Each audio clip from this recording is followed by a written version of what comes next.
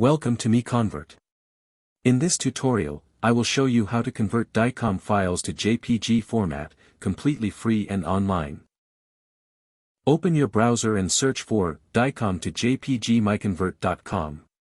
Click on the first result to go straight to the converter. You are now on the DICOM to JPG converter page. The interface is clean and easy to use. Let's upload a file.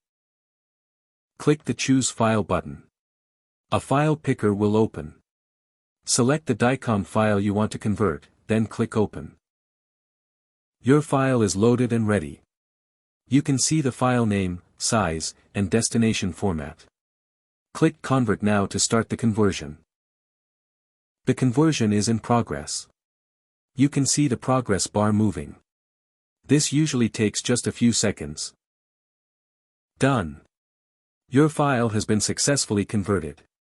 Click Download to save the JPG file to your computer. That's it. Visit MiConvert.com for more free conversion tools. Subscribe for more tutorials. Thanks for watching.